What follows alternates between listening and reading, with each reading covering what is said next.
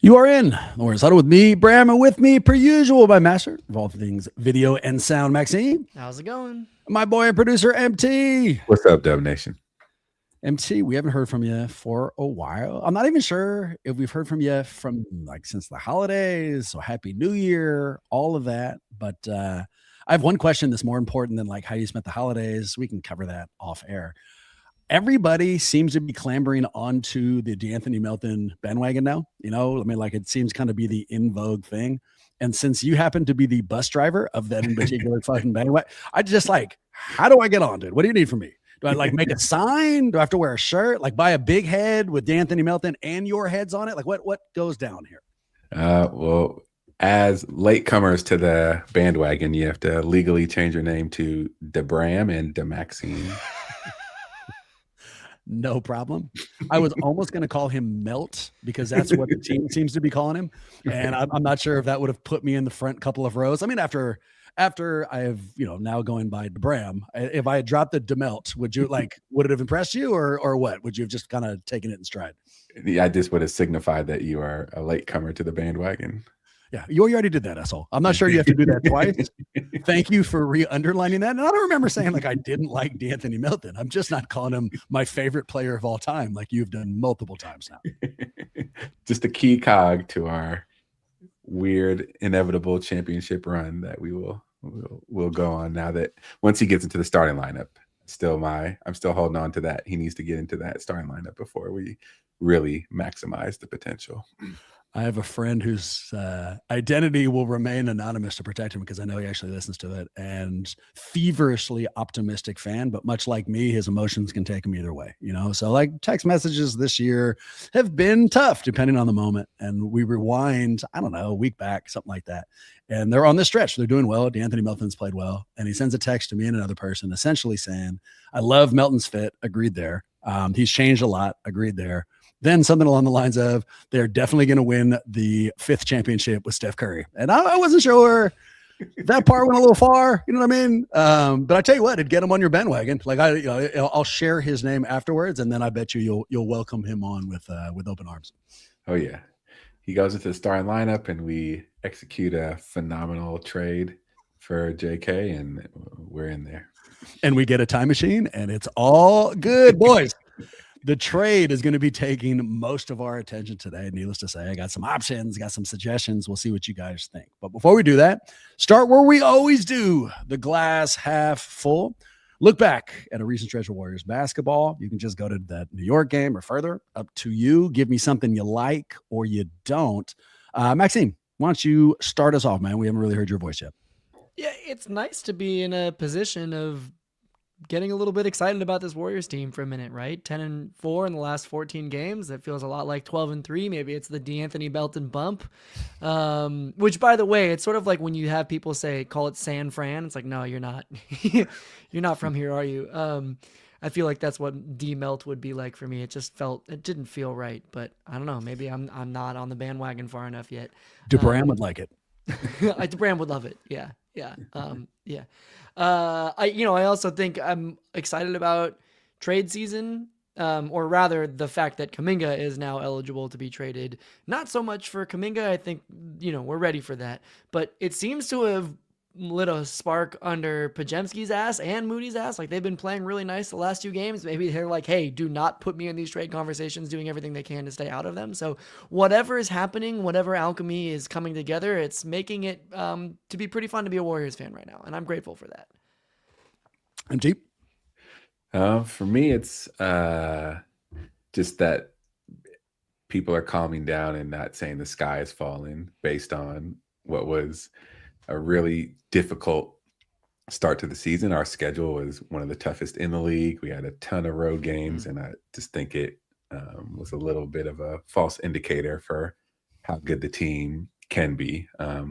Obviously would love to see the road record be a little bit stronger than it is, but between that and Kerr just unwillingly but willingly landing on a rotation and sticking to it, I think it's been a good recipe for us to just figure out and see the team that we are. Are we a championship team? I don't think we're in the tier with Denver and OKC, but like I think we're also a team that, if healthy and playing well together, you still would probably want to avoid us in the first round.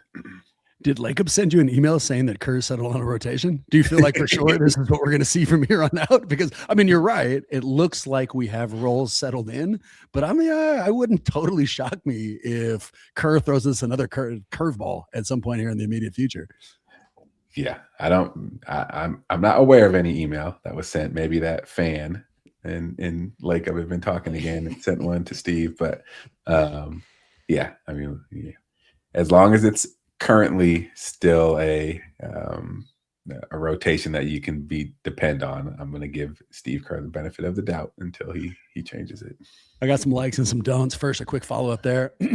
If I was that fan, and I got the thing back and it became kind of public knowledge that it went out and about, I think I would think that I had a relationship with him. Like I can see going big on. Sorry, apparently getting a phone call. What's happening? Getting a phone call from my daughter that my wife just took from me. My apologies on that. Yeah, it was what it was. The follow-up being, if I was the guy who sent that email, got an email back from Lacob, it goes into the national stratosphere. The thing that would really encourage me is I would now think I had a friendship with Lacob. And I know I would not get another email back, but I'm sure I would fire off 3 or 4. Hey, did you notice this? I would suddenly think that I was his fucking pen pal, which would not be appropriate in any way. All right, likes and don'ts. I'll start with the don't. I don't like that I've backed myself in, kind of. On one side, I cannot wait for these guys to take off. I love that they're fucking 10-4 and that it feels like maybe they've turned a corner and this team is going to start realizing the potential we talked about during the offseason. On the other side, I don't like that I spent the last 3 weeks telling everybody, including our audience, that this is a 500 team and that's what our expectations should be. And now I'm in this fucking place where I'm not I like being right. I like the Warriors to be good. Not now both things can't fucking happen. So I don't like that. Things I do like. Love where their stretches put them, right? So as of today, took a look at the standings. We're 1.5 behind Phoenix for 7th, 2 behind Houston for 6th, and 2.5 games behind the Lakers for 5th. You told me that's where we were going to be while I was screaming to everybody, adjust your expectations. This is a 500 team. I wouldn't have believed it, so I fucking like that. I like emotional swings during a game. Last night, the Warriors get down 17, and I'm screaming, fucking mediocre team. I'm shooting off text messages to people. This is so frustrating to watch. I cannot stand this, blah, blah, blah. Turn back over. Tie game. We're looking great. I'm suddenly screaming, they're not a 500 team. These guys can do it. So, is what it is. I need therapy, but I liked that it brought me back to the right place. And the thing I like the most are the quotes that are coming out from the team after this stretch. But I'm going to use that as a tease because I got a story first that doesn't necessarily deal just with the wins. The overarching idea, I like the impact that Steph Curry has had on the league. Here's a story. Eric and I went to the Portland game. It was a win, fun enough. And Portland has 2 enormous human beings who play for them. Donovan Clingan is over 7 feet, probably 7'1", 7'2". And then Jan Hansen, the Asian cat, is also an enormous individual. Halftime comes, and those 2 dudes are the first people to come out and start warming up for the second half. And they spent the entire time shooting 3-pointers. There is no other time in the history of the fucking planet before Steph Curry where those gentlemen would be doing that. And what that shows, it's not just them. They didn't get to the NBA and suddenly recognize the value of shooting threes. Those guys grew up in a world that Steph Curry existed. And because of that, when they went to the camps that I used to go to when you were that tall, and it would all be back to the basket shit, they were taught, no. You better extend your range because that's the only way you can succeed in a post-Steph Curry world. So holy shit. I mean, I'm not breaking news that he's impacted the league, but it's one of the easiest examples I've seen, right? All right, finally, to the quotes. So Warriors are on a roll. And these quotes that are coming out after these wins are not only optimistic, but they kind of address that they weren't that good, and now they're kind of figuring it out. And it's something that, I don't know, I find really encouraging. I'll give you a few. Here's Steph last night. Quote, I like where we're at. I like the vibes. I like the idea of how we're playing. We've got tough losses over the last couple of weeks, but the resiliency we're showing, if we can keep doing that and try to get to the All-Star break with more of the same, we should be in good shape. Here's something for Jimmy, who you may remember called us mediocre less than a week ago. Quote, I really think we're turning this thing around. We're figuring things out. I'd like to say I wish we played with a little bit more urgency earlier on, but it's never too late to do that. So let's keep stacking up days and stacking up wins. But the thing that I liked the most was a quote from Draymond Green. I'm going to try to thread the needle here and actually play this for you. Give me a moment. I'll pull it up. Here's Draymond Green on Amazon's postgame last night. I think New York Knicks bringing him in as a coach, I think it's going to pay dividends for them. For sure. Dre, what's up, man? It's Blake. Congrats on the win, brother. What up, Blake? Appreciate you, brother. This is kind of the time of the season, as of late, where you guys sort of hit your stride, right? And this is also a roster of guys that they haven't been with you guys for a long time, right? Like, obviously, you and Steph, but a lot of new faces. What's your message to them in the locker room as far as staying with the process and trusting it and just going out and getting wins and taking it to the next level and getting to the playoffs like you guys have aspirations? Well, most importantly, we're always hammering not to be a front-running team. Things have not gone great for us all year, but make sure that we're coming in with the same energy, same effort every day. We just earlier in the season, we just weren't getting the breaks. We have a lead and shots weren't falling or play great defense, shots weren't falling. So the breaks just weren't going our way. But it's important that when they're not and things are going wrong, that we all stay together, that we, that you don't get that, oh man, we're snake bitten mentality. You got to keep pushing. And that's been our message to the guys, is just keep pushing through. It's starting to turn for us. And now we're starting to see that. And, to everybody's credit, they've stuck with it and it's starting to turn the corner for us. Loved that response from Dre. And honestly, the other thing that kind of stuck out me from that back and forth is how good Blake Griffin's going to be at this. When he started the question, I wasn't sure where he was going. And then by the time he finished it and I'm watching post game, I was like, oh shit, I really want to hear this. And then Dre hit it out of the park. So we'll see what happens. Skeptics will say that the strength of schedule has been pretty dog shit, and that they're playing every other. And really the test will come when we've got to play more back-to-backs and Horford and Melton might not be available. But you play the stretch as it's given and they're playing really well. So I like it. And I like the responses from the team so far. I felt the same way about what was just happening right there, where you said that you're going to play it from your phone. I was like, at first, I didn't know how I was going to go. And by the end of it, I was like, actually, that came through really nicely. So you're basically Blake Griffin is what I'm trying to say. I really appreciate that. It made me nervous. I'm also sweating profusely. And quick shout out to the guy who hit the comment section asking if we're live. Yes, we are. Thank you for asking. And if we were the kind of assholes who recorded this and still included that call coming in, it's a tough look. That's a tough look. We'd take shots at Maxime if that's exactly what happened. All right, boys, to the main segment for today. The title is One Man's Trash is Another Man's Treasure. Let's open it this way. Happy JK Day, boys. We're a day removed. January 15th has come and gone. Jonathan Kuminga can finally be traded. And just in case you guys weren't sure, if you were like, maybe the Warriors are going to hold on to him, they're not going to, because Jonathan Kuminga has demanded a trade. I don't know if you guys saw this yesterday. The second the clock struck midnight, JK's, I guess, 8. I don't know where the story came from. I know that it appeared in The Athletic, and I'm not sure if it was given by the agent, whoever it was, but it made it clear that Kuminga wants out of Golden State. I've got some suggested trades. We'll go through them, but start there. All right. What do you guys think of JK's demand? Thumbs up, thumbs down. What's your opinion? I mean, it's the most obvious trade demand ever. I don't think he needed to demand a trade. Everybody kind of knew it. I would have liked it more if his agent would have done it, just to lob him back into the picture and gone full circle with that whole thing from the offseason. But it's he hasn't been able to voice his opinion, and he's been a true professional throughout. So I think he gets to make that demand and just let people know he's still here. Both sides for me. So the thing I don't like, and what you just hit, him demanding a trade now is like me demanding that next Halloween be held on October 31st. It's like, well, that's probably going to happen. Like, I don't know if I need to come out and make sure that everybody fucking knows it. But the other side to it is him trying, I would imagine, to control the narrative. Like we roll into January 15th, and what people are talking about is that he's not playing, and he hasn't played forever. And the unspoken idea, the underlining kind of rationale behind it is, well, Golden State doesn't have use for him. And so what are they going to get? And that puts Golden State in the driver's seat. We're making the decisions. JK coming out And then before I say that, actually, props to Jeff Teague, who really underlined the understanding of that power dynamic by saying, yeah, I'd be pissed off too. They're playing a fucking lacrosse player over him. In fact, I think he said, I think he's a rugby player. No, lacrosse player. Right. So if I'm JK and I'm hearing national podcasts talk about that, I don't like that perception. Him coming out and saying, fuck you, trade me, is at least an attempt to flip that on its head.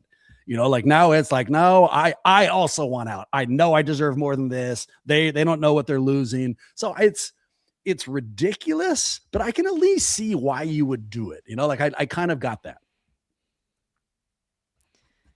Sure.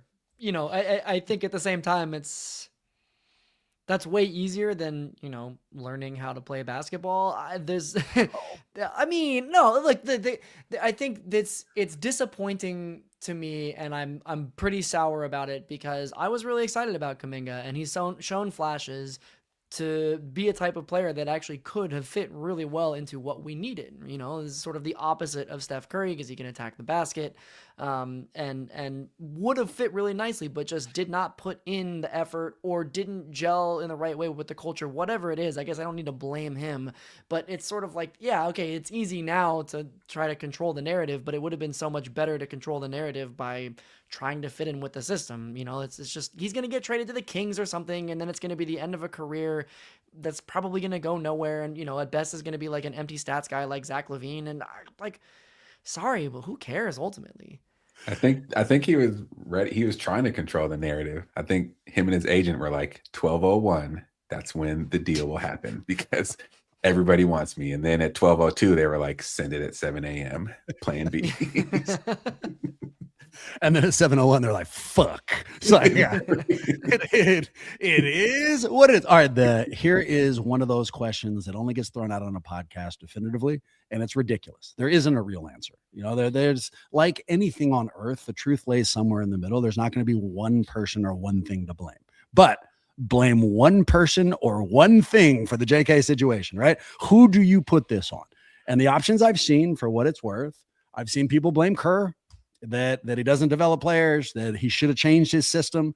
Once they recognized that JK couldn't fit in, he was enough of a talent, they needed enough athleticism, or maybe he should have found a role for him. I've seen people blame JK. I think we just heard Maxime do it.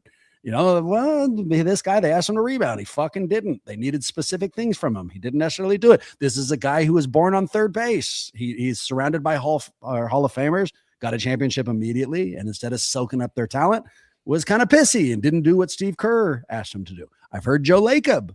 Recently, I read a story that suggested that Steve Kerr wanted Franz Wagner, who is on an incredible streak already, went one pick after. He was picked up 8th by the Orlando Magic, that Kerr told Lacob, I want Wagner. And Lacob said, cool, here's JK, and put him on a team where the coach had specifically said, no, this is not the guy I want. And I'll give you one last one. Draft picks don't always work. Nobody's fault. The shit just didn't play out, and this situation is not okay. So what do you think? If you had to pick one of those, with the understanding that, like, oversimplification, obviously the truth is somewhere out there and it's not just one of these things, which of those would you pick? Ooh, I think Lacob should be the answer, but ultimately Kuminga played well enough that I think it falls on Kerr. Like, even if his skill set isn't matching well, like the first 12 games, he played well enough, and Kerr comes out and says, oh yeah, he's slotted in as a starter. And then he has a streak of bad games, and then we haven't seen him again. So I just think that leash is too short for a 23-year-old player. Trying to fit him in on the two timelines obviously isn't working, but to put that all on him and just make Jonathan Kuminga the scapegoat, to me, I think is unfair with how early he is in his career. So I think it's on Lacob for not drafting the player that the coach wanted, but it also falls on Steve Kerr to say, here's the team you got. And right. Kuminga's not he's not a B version of Franz Wagner. Like, I don't think we really know what Kuminga's ceiling is until he gets a fair chance to not be afraid of being pulled out and not playing because of any mistakes. And a system that values him, that underlines, like, if he's not a good read and react guy, if he's just a attack the basket straight line guy, then a system that uses it. I'll cheat, which is not fair. I pick all of the above. It's, you know what? I'll put it a different way. They all had a chance to break the streak.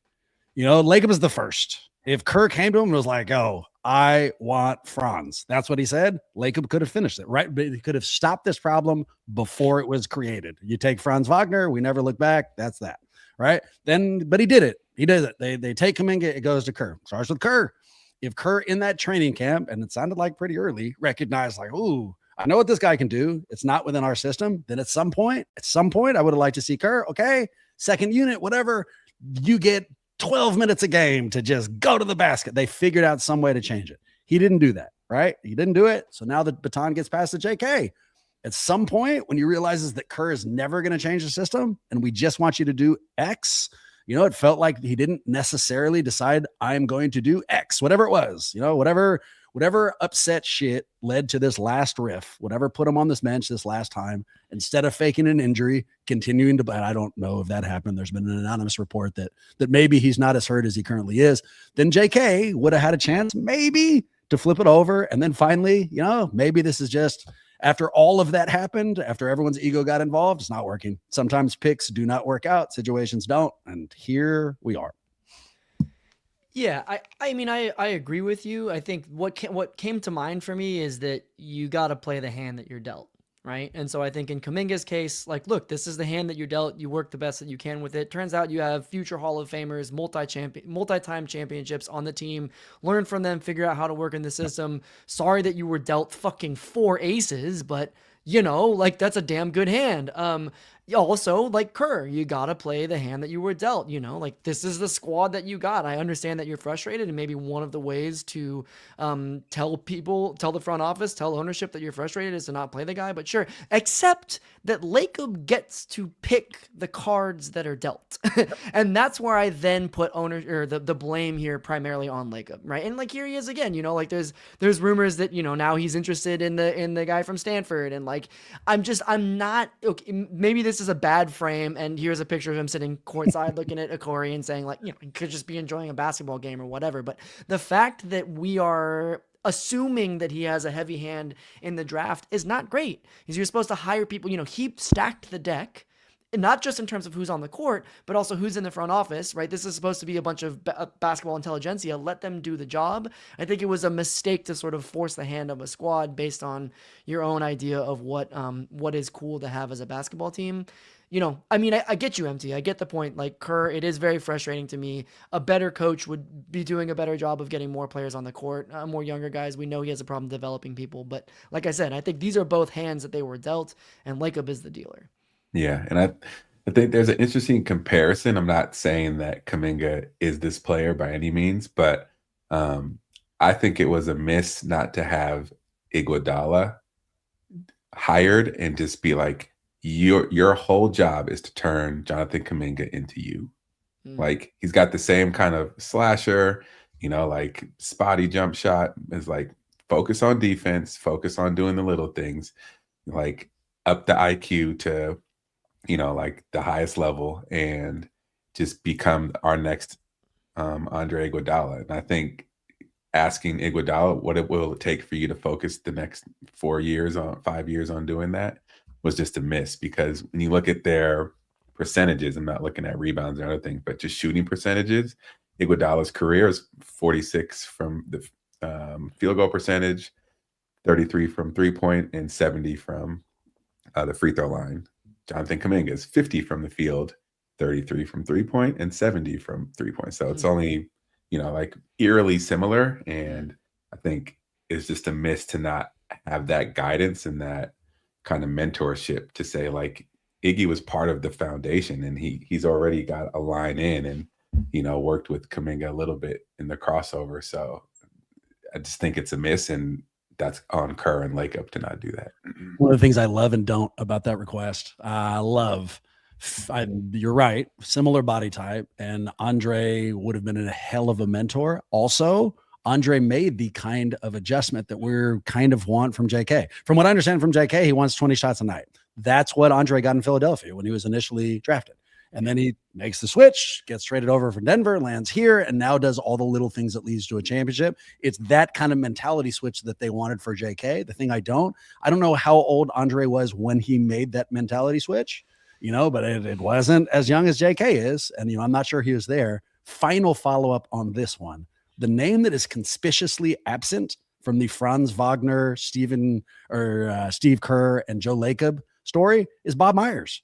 What the fuck did Bob Myers think about it? Because they had a GM and they had a GM with championship experience. And what Lacob has said is, the idea, what we want is him to trust the basketball people. The basketball person he hired to not coach the team, to make the front office decisions, is Bob Myers. So what did he say about who did they want? And I'd like that to be there, because if Steve Kerr and Bob Myers said Wagner and Lacob said, great input, fuck yourself, we're going with Kuminga, that's a whole different thing. You know what I mean? And I don't know it. So I guess maybe that detail will emerge. All right. Enough about spilt milk. Stop looking backwards. Let's look forwards. So a trade is going to happen. I don't know when, but a trade is going to happen. And the same names kind of get circulated over and over again. So I've got 3 trades in front of me, all of which dealing with those very familiar names. I'm going to give you the trades, and then we're going to consider 3 questions. 1, would this, if it happened, trade make the Warriors a title contender, a playoff team, or a play-in team? 2, would you do this deal? Finally, 3, would both teams say yes? First name on my sheet, gentlemen, Michael Porter Jr., 6'10", 218-pound, 27-year-old swingman, currently averaging 25.7 points for Brooklyn, 40% shooting from 3, 7.5 boards, 3.3 assists, and a steal, and at least 1 outlandish comment a week out there. Here's the trade. We would give up Kuminga, Moses, Hield, and 2 firsts. I'm pulling these years out of my ass. But what they're trying to do is make the trade happen, or make the first round picks be when Steph is no longer on the team. So when they are valuable, when Brooklyn would want it. I'm estimating 2029, 2031, the Warriors would get back Michael Porter Jr. and Noah Clowney, a serviceable center, 6'10" kid, who's I think in his late 20s. Yeah. So there's the trade. Start with the first question. MT, take it first. If that happened, they bring in MPJ, we give up JK, Moses, and Hield. Would we be a title contender, a playoff team, or a play-in team? I think fringe title contender, but more likely playoff team. I think both teams say yes to it. Jumping right to the next question. Why don't you settle down? Can we just get the first one in? Just get the first one in, because I agree with you. Also similar deal, definitely play-in team, maybe top 3. I don't think it puts us OKC Denver, but the thing I like about it is, MPJ, the stats I just read you now is him as the main dude on a shitty team. But that's not his only role. He at Denver, not only did he win a chip, he won a chip while deferring to superstars. And so we know he kind of knows how to play within the system and isn't always needing the ball. So I think there's an upside there. And I think of the trades we'll discuss, this one has the highest upside. So I do think they would elevate to at least a playoff team. Maxime, give us your answer and then round into the second one. We know how MT feels. Where would this put them? And do you think both teams say yes? Well, shout out to DVDV for also thinking that they would be a title contender with those first round picks thrown in. And obviously that's, I think, the holdup that we've been seeing so far is that Golden State is reticent to throw in the first round picks. The last time we talked about it, I just I threw out that I'm nervous about MPJ as a locker room fit. Yep. But then I was reminded after the episode by a friend who listened that, hey, they work out together in the offseason. Michael Porter Jr. and Steph do. And then more recently, MPJ follows Steph on Instagram. So maybe where there's smoke, there's fire there. But what that tells me is, especially with the championship pedigree on both sides, he would fit in. He's coming from a Brooklyn organization that is like floundering at best, you know, and so you would get that second half of the season bump and a lot of enthusiasm to say, hey, we could really go for it. You know, I have concerns about the defensive end, right? There's a lot of comps to Clay, who, you know, could just be sort of a catch and shoot, looks off open shooters around the court and just takes his own and makes them, like we see from Michael Porter Jr. But, you know, Clay in his prime was our on-ball defender defending the best guy on the other end, and Michael Porter Jr. seems less interested in doing that. But in terms of the trade landscape, whatever else is out there, we didn't talk about these names before, but Bram, I don't think that you're going to suggest anything that is better than getting Michael Porter Jr. on this team. I can blow the ending. You're right. Also, follow up question. When your boy said, don't worry about the health concerns because he works out with Steph Curry, is Steph like Mr. Miyagi or some shit? How is he helping him with the fucking health concerns? Did I say health concerns? My bad. No. With the interpersonal concerns, you know, having sort of a difference of opinions. You know, Michael Porter Jr. is sort of like more on the like club end of the spectrum, and Steph is more on the like I go home and hang out with my family end of the spectrum. So I'm a little bit worried about the discordant nature of their personalities, and not just Steph, but this locker room in general. But what do I know? Nope. I actually have footage, and I can't share my screen. Otherwise, I do it for you right now. It's of Steph going like this, and then slowly fixing his back. So he's totally good now. And he changed his name to Da MPJ. So which is good. And it gets him right on that bandwagon. Would both teams do this? I think Brooklyn does it. You give them those 2 first rounders. I think Brooklyn does it. Yeah. Would the Warriors do it? So I'm going to bleed this into the second question too. Would I do it? I would ask Steph Curry. Yeah, I have been steadfast about I'm worried about adding those first rounders because they're desperately going to need it. And I don't think this makes them really, as I said before, a title contender. So if Steph is like, yes, fuck the future, you owe this to me, let's go ahead and do this, then I would do it in a heartbeat, you know, and I think the Warriors would too. If Steph is on board and is demanding it, this is what he wants to go down, I think Golden State says yes, and then ultimately Brooklyn does too. Would you guys do it? It sounds like you guys agree on that last analysis. If they came to you, would you make this deal? Yeah, I would. I mean, 2 firsts is a little steep. If you could only give up 1, that'd be ideal. But as constructed, I still would do it just because I think he has a championship. He knows what it takes to win. I think there's a strong argument that if he doesn't hurt his shoulder, that Denver beats OKC last year. So I think he's a good fit. But I'm still nervous about the size, you know, like he's 6'10", but he's not like this rebounder, you know, like I still would like to go after somebody who allows Draymond to stick at the 4. Didn't he have a back surgery? I know he had back problems. Didn't he? Did he go under the knife for those problems? I mean, if he did, and I believe he did, 2 first rounders, you know, for a guy whose medical future is cloudy at best is a little concerning. But to be quite frank, this is where you are, you know, like that. This is if you want to continue to contend at this age and where this team is, you'd have to take on someone with a little bit of a risk. You know, that's just the practical reality of it. Okay. If that 3 surgeries, apparently. Okay. Well, then that's fine. If there's 3, then no problem. Yeah, that's okay. Concerning, right? So that one's more of I'll call it, let's go for it. Yeah, I mean, he is young. He is only 27 years old, but with 3 back surgeries, you can add some age on that. So there's not a whole lot of future. This next one I'll call, let's stay kind of young, Trey Murphy III. He's the other guy we're hearing all the time.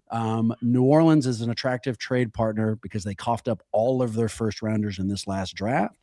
Trey Young is 6'8", 210 pounds, 25-year-old wing rather. He's averaging 22 points per game, 6.2 rebounds, 1.6 steals.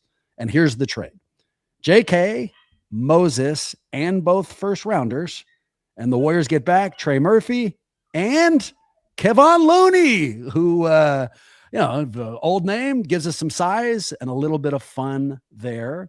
Maxime, take us first. Would this make them contender, playoff team, play-in team? Playoff team. I don't know about contender, but maybe contender upside, right? Is like sort of a best case scenario. I really like Trey Murphy. I think that there's an opportunity here for something. to me, there's sort of like a eye test ephemeral, like he might actually fit a little bit better into how the Warriors want to operate even than MPJ. But I think just jumping off the page, MPJ is giving us a little bit more. But I'm excited about Trey Murphy. MT? I think that's a play-in move. I mean, I Whoa. think he's talented and he would be fun to watch. But at the end of the day, we need somebody that can match up against Chet Holmgren and Isaiah Hartenstein, or Şengün and Steven Adams, or Jokic and Valanciunas. And Trey Murphy isn't that answer. And, and to be fair, like neither is Michael Porter Jr., but I think Trey Murphy is a lesser version of Michael Porter Jr. at this stage in his career. So it was already a bit of a reach to go for Michael Porter Jr. amongst all the options out there. And I think Trey Murphy is even more of a reach, and I wouldn't do it. I think the ceiling's a little bit lower in both the regular season and the playoffs. Regular season, if MPJ makes us like a maybe top 3, top 4 team, I think Trey Murphy makes us a top 5, top 6 team. And then in the playoffs, for everything I just said, MPJ has got experience. He's been to the final. He knows what that feels like. Trey Murphy may have a very, very bright future, but he doesn't have anything in the past that we can lean on. Like he would be learning in each one of those steps. So it's a lower ceiling. Couple the next two together. Would you do it? And would the teams do it? I'll start the other way. I mean, it's a really similar thing that I just said about Steph Curry. It's the same deal. I think that if the Warriors were willing to include 2 first-rounders, I think New Orleans would be really hard to say no. I know they like Trey Murphy, so it's not as guaranteed, but I think you could probably facilitate it. Maybe you sweeten it with some bullshit second rounder or something. And then Golden State, it's what I said before. This doesn't put them in the you're going to win a title deal. And so it's really, what does Steph need to feel right? What does this the fan base need to feel like we are surrounding Steph? And so if Steph's demanding it, then I do it. If he's not, it's not that sexy to me. I'd almost prefer wait and just keep those picks in pocket.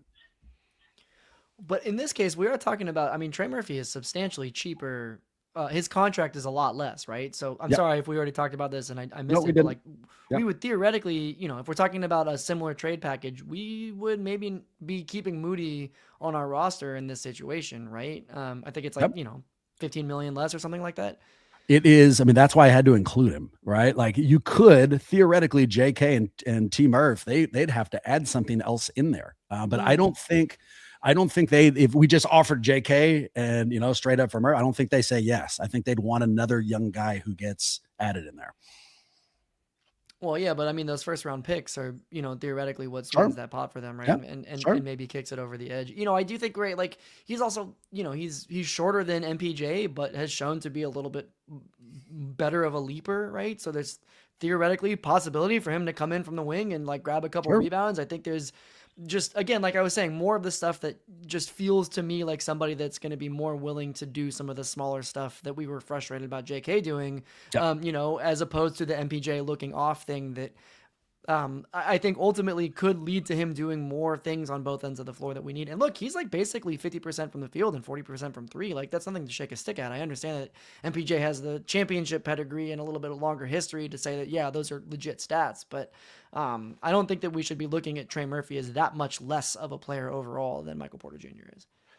And one final note, as good as it would be to have Kevon Loonagjuan back into the mix and on the team, I feel like he wouldn't want that, and I wouldn't want to do that to Kevon. Like, I think given his comments like, this is what I do, and you didn't even play me, and that's why he moved on. Like, I would feel bad if he was back in that same situation and sitting behind Al Horford and Quentin Post and TJD in certain situations. Last trade. And this one is just fun. I don't know really what it does for us. That's not fair.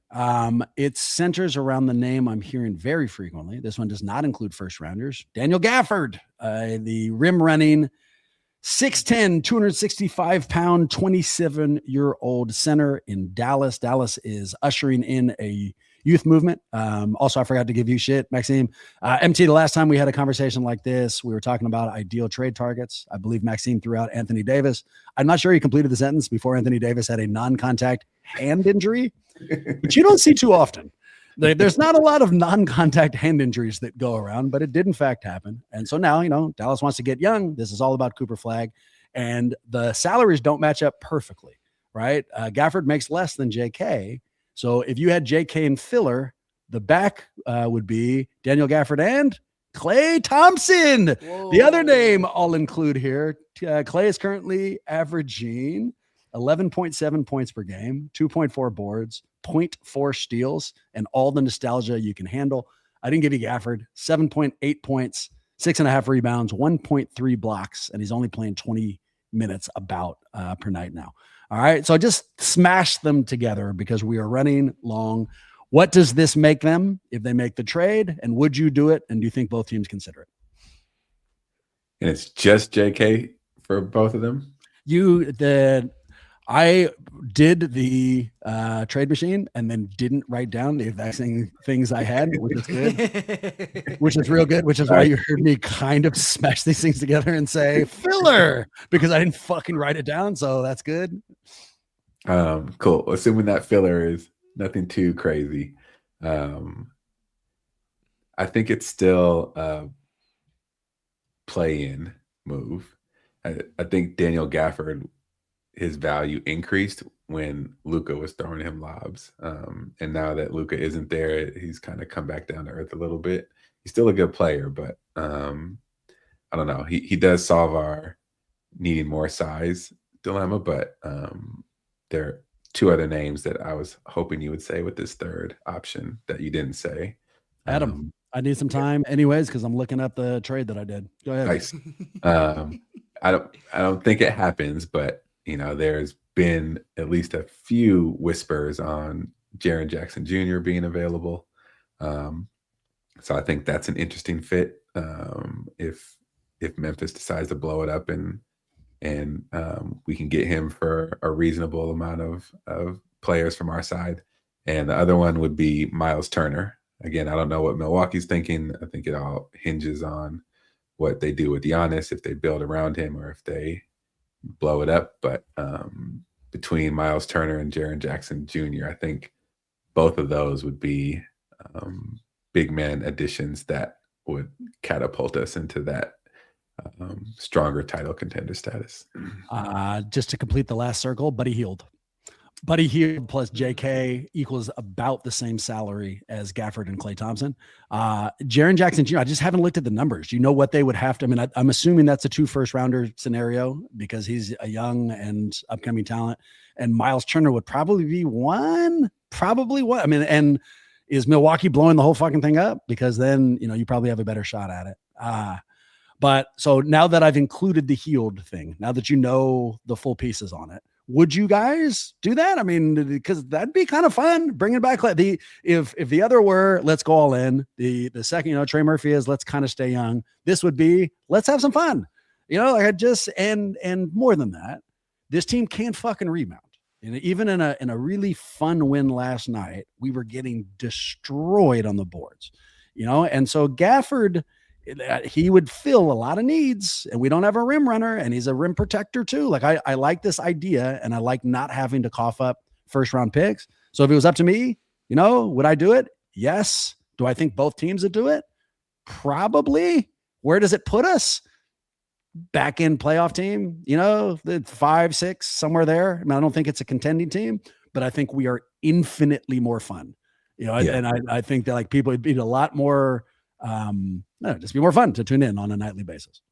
Yeah, and I would do it too. And I think it's a pretty easy yes when you say are you willing to give up 2 players who are currently not in your rotation to bring Klay Thompson back and to bring a potential, game-changing center to the roster? It's a pretty easy yes. When I should hedge, Dallas. I mean, I swept by saying both teams would say yes. If I'm Dallas and I not only building around Cooper Flagg, but what that means is Cooper is going to be the center of everything. I might not want to bring in a guy who wants 20 shots a night in JK. And that's what he's upset by. He wants to be the Cooper flag wherever he goes. So there'd be a little hesitancy if I'm Dallas. Who is this guy? Is he willing to take a back seat? But they're also getting a lot younger and they're clearing off Clay's contract, so you might have to add a sweetener, some other bullshit in there, maybe a first rounder, next year's first rounder lottery protected or something to make them consider it. So I think you could get them to do it even if they were hesitant. Yeah, but I don't know why they wouldn't just trade for Anthony Davis. Look, he's not getting the surgery. He's going to be back in 6 weeks. You still have the opportunity. No, I'm kidding a little bit. Stay with it. Fuck it. There is a scenario where the stars align and everything is great, but that is a very risky bet for Anthony Davis. I do sort of like, with MT saying that we need that more size. I mean, he's totally right. There's something very compelling here. And like you said, we're basically trading two people that are out of our rotation for, the hometown hero and a guy that really could make a difference on both ends of the floor. Now, if we're talking about trying to go up against the Wembys, the Chets, the Jokic's of the world, Daniel Gafford is not ultimately making a dent there. So I agree with you. Back of the playoff seed picture, but probably gets us into at least the first round. This is neither here nor there, but I saw something on social media. Wemby had beaten OKC. Was it 3 times straight? Either 2 times straight or 3 times straight. 3, yeah. And then just recently lost to them. And then they had a picture of him re-entering practice after having lost to them, and he had shaved his head. And who knows why? Who knows why he did it? Maybe he just wanted a haircut, whatever. But if this fool beat the team he hates the most 3 times in a row, lost to him once, and was like, I need a change immediately, holy shit, we are fucked. This league is fucked. Like, if that really is how competitive he is, and like that's how he deals with shit, like, oh my God, man, I am afraid for certain. Also, and I know I've already overused this joke, if we're trading for Anthony Davis, it has to include Mr. Miyagi. Like, I am not, there's no way I'm just bringing this dude in, man. He's an injury waiting to happen. The good news is Steph is already on the team. Yeah, there you go. That's right. They work out together. So there's no problem. There's no problems to be worried about at all. Give me a prediction, boys. What happens? Which trade do you think goes down? This is based on nothing. We are not reporting, total conjecture. I think it's the Nets. I think they bring in Michael Porter Jr. I think the Nets still want to hit the reset button and will want those first round picks. And Michael Porter Jr. is, close enough to Steph that he's like, let's do this. There is, I agree with you. There was some reporting, I think, coming out today from some people that are close to the Warriors saying actually the Warriors are more interested in trading picks for Trey Murphy than for Michael Porter Jr. But to me, that's just the front office trying to leverage things as much as possible. I think there's so much smoke in the Michael Porter Jr. conversation that I think it's pretty clear that that's what the Warriors are looking at. And I think at the end of the day, when they're sort of staring down the barrel of the February 5th trade deadline, they're going to throw in the first round picks and make it happen. I think the Warriors are going to overpay whatever happens. If I'm an opposing GM, I don't make them any deals until about 2 hours before the deadline. Right. For what? Just wait, get you to panic. You are now 2 hours away from a full season with a guy who's demanded a trade. Yeah, a guy who this is not working out super well for anybody.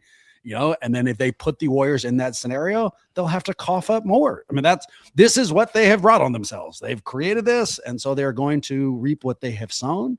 I hope it's MBJ. I do hope that. I don't think that's what's going to happen. I think we're going to overpay for Gafford. I don't know if Clay will be involved, but I think we'll end up coughing up some protected first rounder for a player that nobody thought we were going to have to include a pick with. And so I hope I'm wrong. I for very obvious reasons, I do think a trade will be made because they're insane if they don't.